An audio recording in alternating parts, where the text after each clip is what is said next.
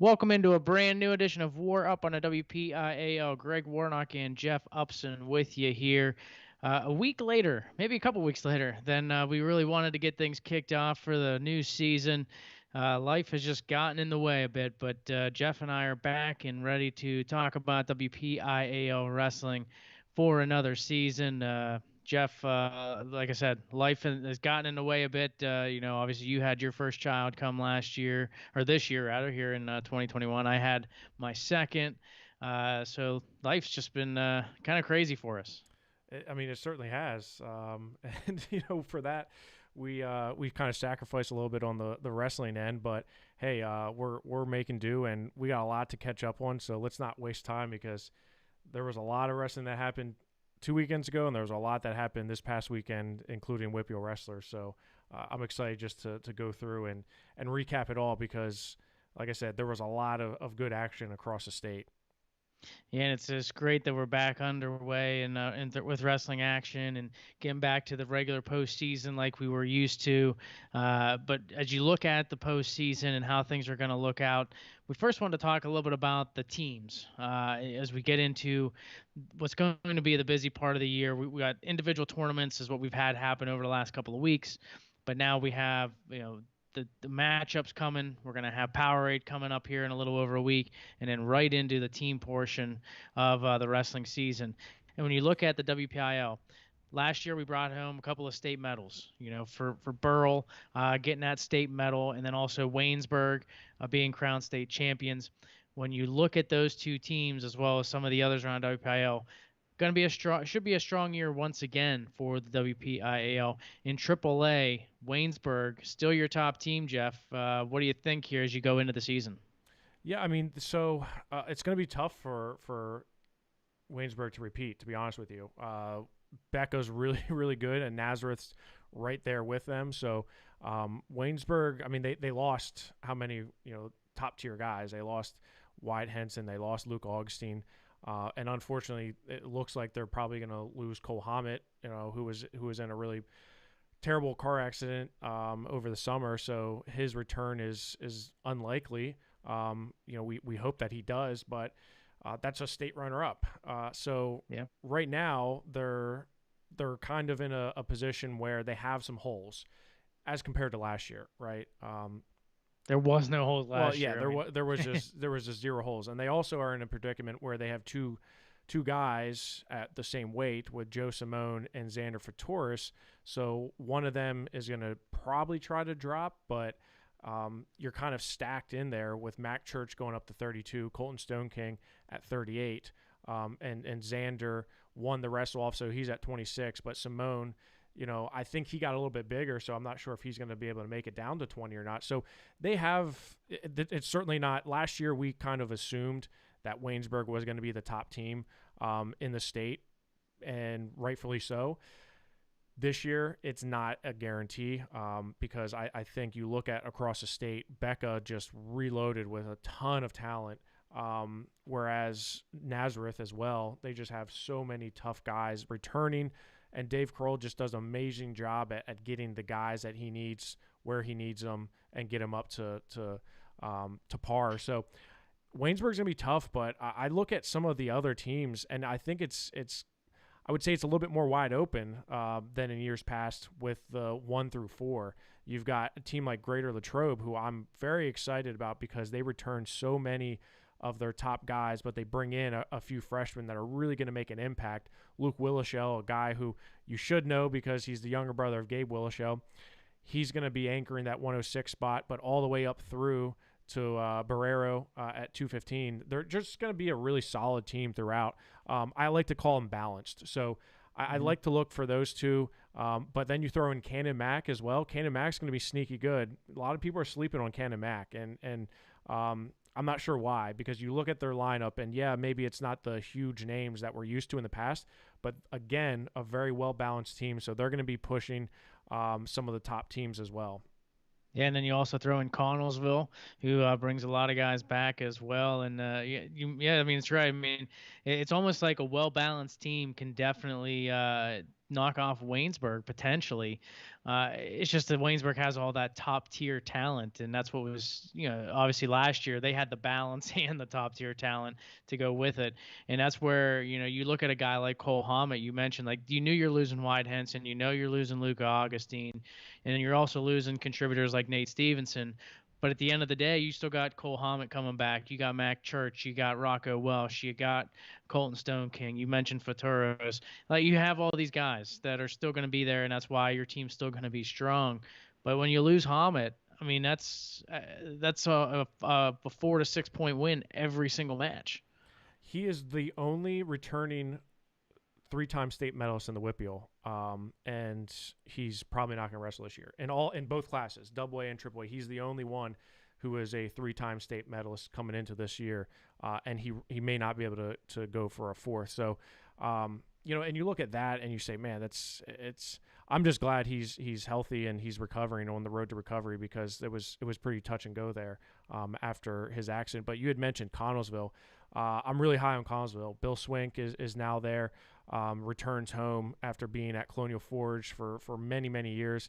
And he is just, I think he's going to do well. And he's coming into a team that is just, again, very well balanced. They brought, I think, like 20 guys up to the Surge. And Greg, I know you got to see a lot of them when we were up there, but Yeah. They really impressed me there. Also Seneca Valley and North Allegheny, they're not going away either. Seneca Valley's down for sure. There's no doubt about it that they're down, but they're not down and out.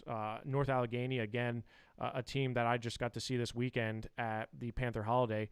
They're not down and out. They're all going to compete. So I really am excited about this Waynesburg, and then you throw in Connellsville, Latrobe, Seneca Valley, and see where they all fall, because it's kind of wide open.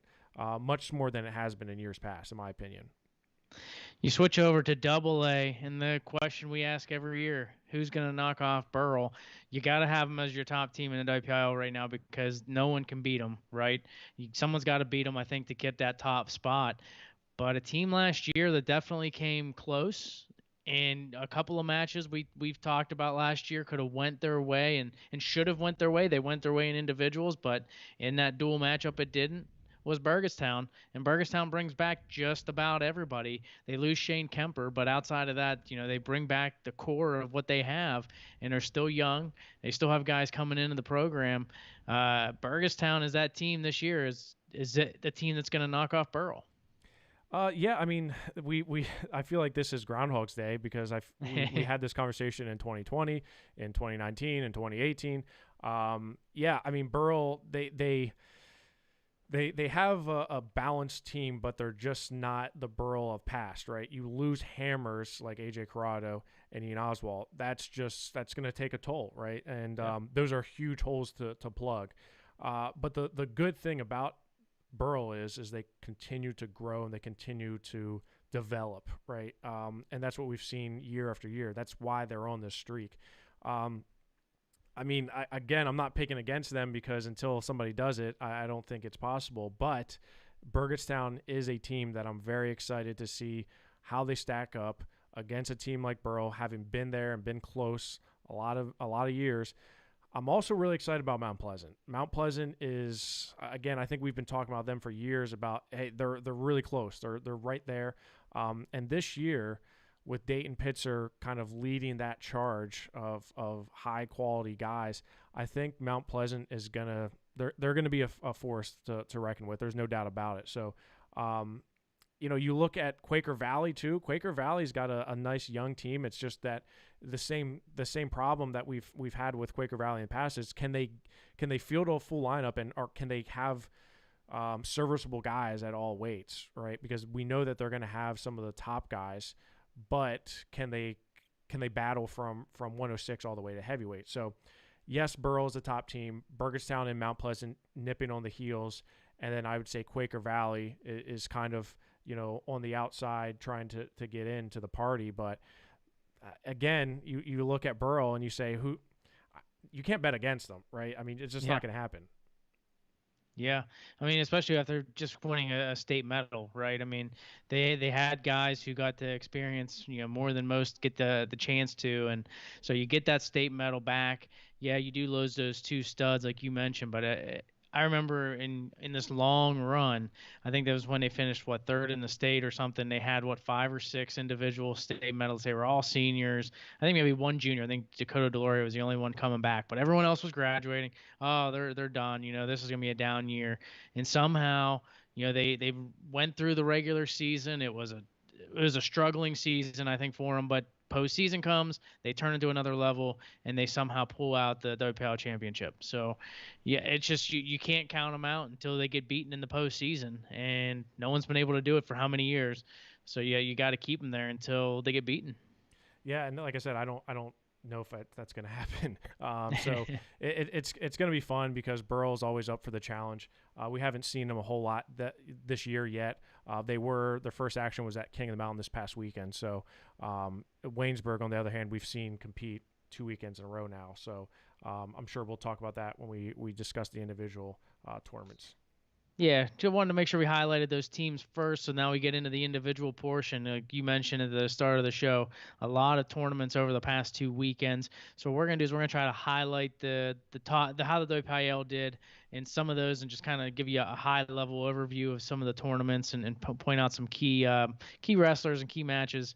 We'll first start at the Eastern Area Invitational that got held on the 10th and the 11th, and Connellsville ends up winning it. You mentioned them.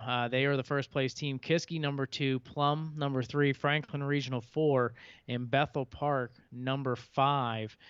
This tournament's all mostly WPIAL teams. And who really stuck out to you? Who performed well here in this tournament? Well, how about Plum? Let's talk about that for a second. I mean, Plum to finish where they're at in this tournament, I was very impressed with them. Some individuals that stuck out to me were 106 Nico Finella from Indiana, guy that I'm very familiar with. He was on our national freestyle team out in Jersey this past summer. He's at the Surge, competed well there. He beat Ty Capusta in the final 6-4, which I was really impressed with, just because a freshman coming into his first tournament, you never know what's really going to happen in that match. Freshman again followed up at 113, Evan Petrovic from Connellsville. Really impressed with him to come away with that title, as well as a freshman. Some other guys that stuck out to me. Mason Kiernan at Bethel Park. He's up at 120 now. He had a good Super 32, and I think a lot of people are excited about his development and where he's at. And you go all the way up to 145. Finn Solomon wrestled Ty Waters. Ty Waters is right there. I mean, Ty Waters is I was very impressed with him down at the Super 32. He had a good summer after being injured last year and his season cutting short at the Powerade tournament. But he's right there. 145 was really deep with Finn, Ty Waters, and then Lonzy Velma from Connellsville finishing third, another high-level freshman that we're looking to see where he ends up on the season. Nico Taddy. You remember Nico Taddy? You may have forgotten about him, Greg. He was a state medalist as a freshman, injured all last year, missed the entire season. He was at 113. Now he's all the way up to 152. He wins it over Ethan Ansell of Connellsville, 8-4 in the finals. But Nico is a guy who, it's like, okay, you won a state medal at 113 your freshman year. Now you're a junior all the way up at 152 after a year off. How are you going to be, right? Because that's a new body style. That's a new way of wrestling. How are you actually going to compete at that weight? And he did very well, winning that title. And also, to follow up on that, Enzo Merlacki of Kiski beats Jared Kessler. Merlacki is a guy who for years has been knocking on the door, but if you look at his resume, he doesn't have a whole lot to it, right? But we know that he's right there, and he showed that by beating Jared Kessler of Connellsville, a two-time state medalist, a guy who's going to Pitt, highly recruited, highly touted wrestler. So for Enzo to come out opening weekend to get a win over him, very impressive. And, of course, we had Max Stout back. So a guy who also lost his season at Powerade last year, he's back at it, doing the same thing he was before, and that's just dominating people. So really excited to see some of those guys that we haven't seen for a year back on the mat at the Eastern area. Yeah, no doubt about it. You kind of highlighted the ones I would look at as well. And big win for Merlocki. I think a guy who we'll see if he can put it together in the postseason. I think a little bit of a disappointment that he had last year, so obviously wants to come back and improve it. And how about another guy as well, Troy Homan of Penn Trafford, a major decision in the finals over Ryan Klingensmith of Kiski, a guy who's going to NC State.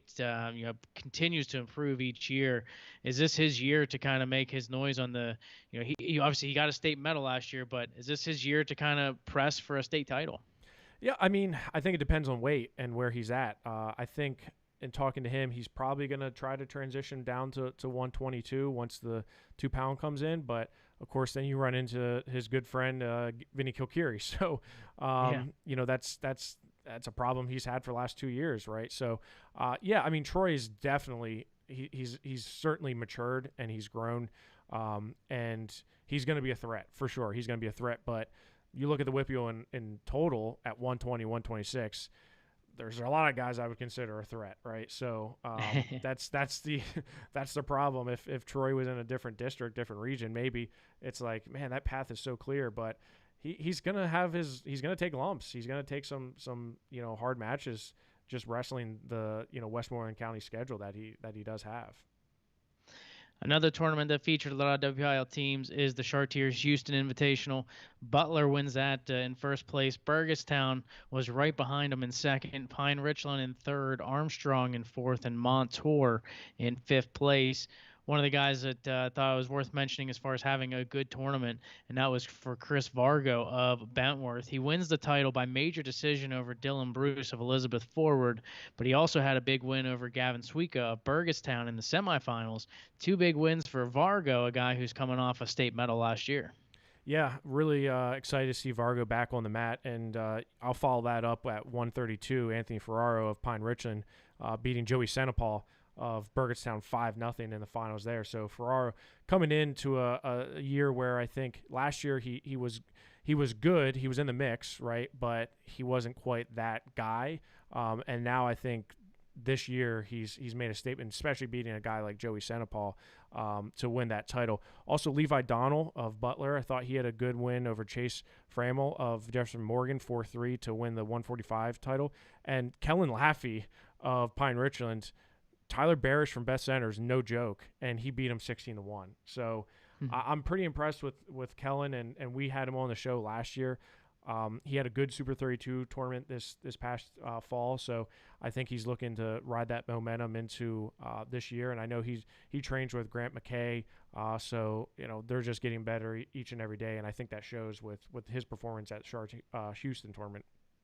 Yeah, absolutely. And then you look at Dylan Evans of Chartiers Valley. He's all the way up to 160, and he gets a major decision over Trevor Pettit at Best Center. Yeah, and he's back down to 52 now at the King of Mountain, which we'll talk about. And another guy who comes back to the mat is Cam Carter Green from Washington, heavyweight. That if you remember 2 years ago, he was right there in the mix. And last year he didn't wrestle; he was injured, so he didn't compete at all. And actually, I didn't know if he was going to wrestle at all this year too, because he's a big football player as well. He's back and he's on a tear. He had a nice tournament at Char Houston and had a few big wins since then. So Cam Carter Green wins the title at 285. He's a guy to keep an eye on.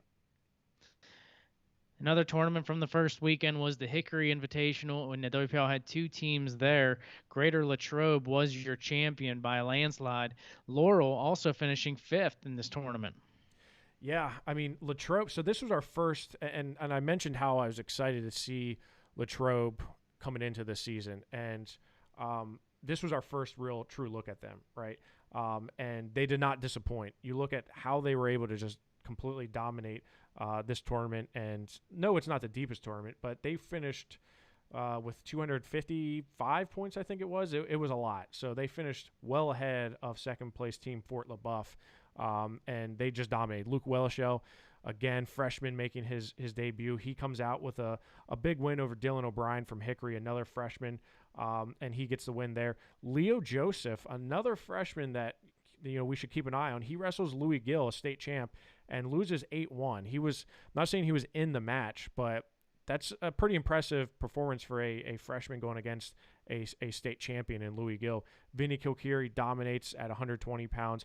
Jacob Braun, all the way up to 126 from last year, he wins the title there over, I think it was a guy from Cochranton. So Braun's a guy who's going to need to perform at a high level or a better level than he was last year in order for Latrobe to reach, the points that they want to as a team coming into this year. So was impressed with him. Also Jack Pletcher at 152. He won a title there. One guy that you didn't see is Nate Roth. Nate Roth hasn't wrestled yet this year. I don't want to spread rumors, but he has not been in the lineup quite yet. So we're hoping to see him back in the lineup here very shortly. Tyler Lynch as well from Latrobe at 189. He finishes in third place. He's another guy who's going to have to get, production out of in order for Latrobe to be successful. Corey Barrero finished second to Abe Keep of Girard.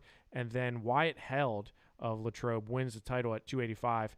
He has not wrestled a whole heck of a lot in his high school career, but he's out to wrestle for Latrobe this year, and there's a good, that's a good thing for them to have is a heavyweight. Any heavyweight that you're going to have that's going to, stay off his back and win matches is a heavyweight that's going to make your life a whole lot easier as a coach. So, that's a good thing he's out.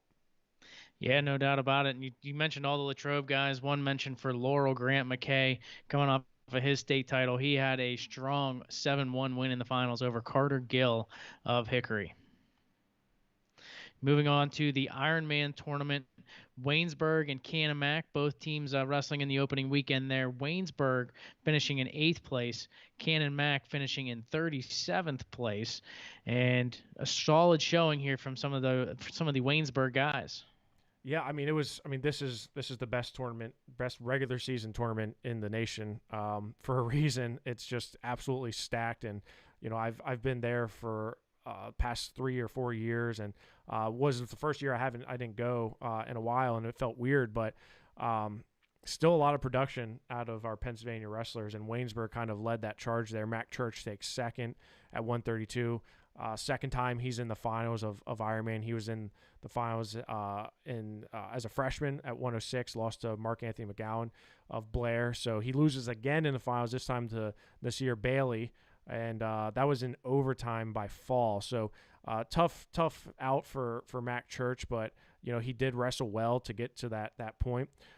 Also, you go all the way up to 165 pounds, which is they're kind of using the weird weights, and the Beast of the East has different weights, Pennsylvania has different weights, and Ironman had different weights, so it was all across the board. But Rocco Welsh wins the title at 165 pounds.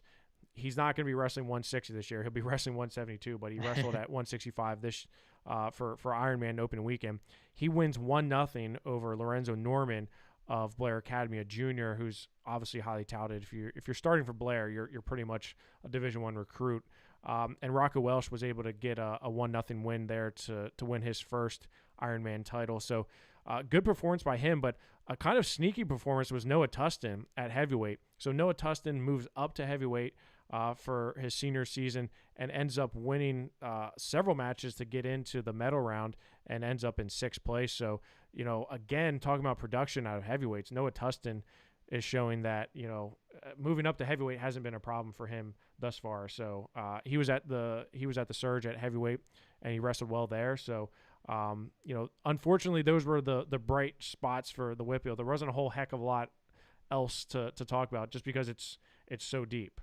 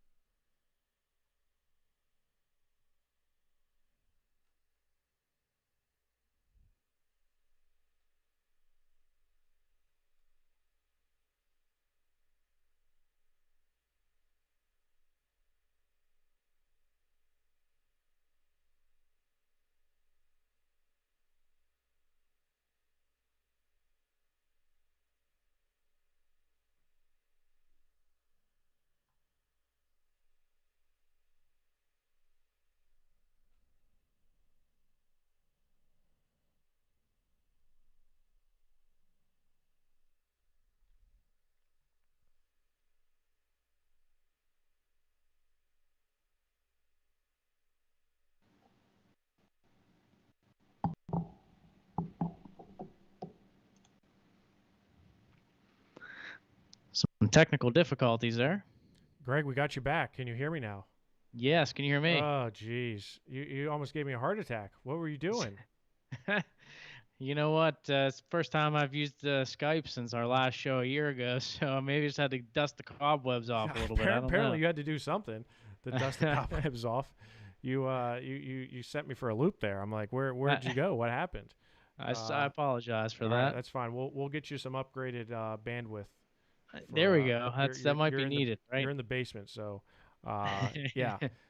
All Uh, right. Well, let's get back on track. I know you're finishing wrapping up with Iron Man, so I'm sure you've kind of finished up your thought on that. So why don't we move on to the next tournament, the Cumberland Valley Kickoff Classic. So the last one to kind of talk about from the opening weekend, and only WPIAL team there was Seneca Valley, and they end up finishing in 14th place. So probably not their best showing of what they'd hoped for. Yeah, I mean, unfortunately, they didn't have quite the tournament I don't think they wanted, but Connor Smith was able to get a title at 106 pounds. He had a tough match in the finals against Connor Killian of Cumberland Valley, and we streamed those quarterfinals, semis, and finals, so I got to see a lot of those matches throughout the weekend. And then at 120, Zach Jacaruso, who WPIAL fans know as the guy who beat Vinny Kilkiri in the state semifinals, he beats Tyler Chappell 7-0, was able to get a turn twice to win that 7-0. So impressed with him. Both those wrestlers had tough semifinal matches to come into that finals match there.